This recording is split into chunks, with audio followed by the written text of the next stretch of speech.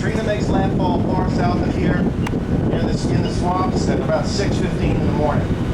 This is about the same time that the power plant supplying electricity to the city of New Orleans flooded, shut down, and would not come back online for 6 weeks.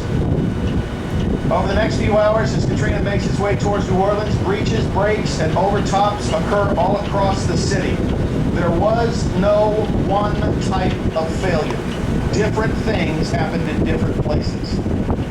At Luther Avenue in the suburbs around the Yacht Club on the other side of the city, the levees were too short and the water went over the top. The Four Points Canal, the levees were intact, but the flood walls on top of the levees broke open. The New Orleans Canal, which was unfinished, the levees and the flood walls were intact, but the gates leading to the unfinished portion of the canal did break.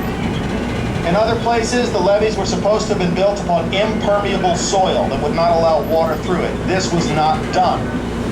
The water saturated the levee itself, and then the water pressure differential forced its way underneath the levee, causing water spouts on the dry side. In more than a dozen places, about a dozen and a half places across the city, the levee system fails. The worst breach by far, no comparison, is that leading to the lower Ninth Ward. A fully loaded barge with several million pounds of cargo was supposed to have been pushed upriver ahead of the storm, along with all of the other barges, all of the container ships, all of the push boats, boats like this one. This was not done for at least one barge. It was left in the industrial canal.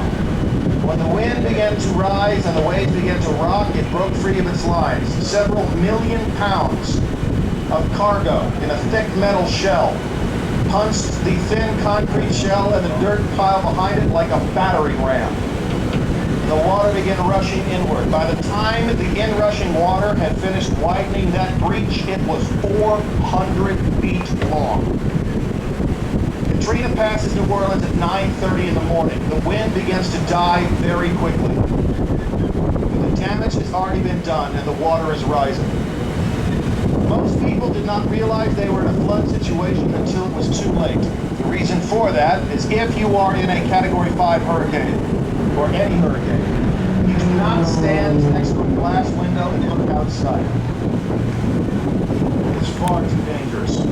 People are in the center of their homes away from potentially deadly flying glass.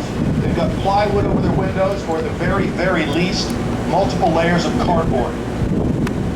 They are aware that they are in a flood when the water is coming in under the front doors. At that point, it is too late to leave your home.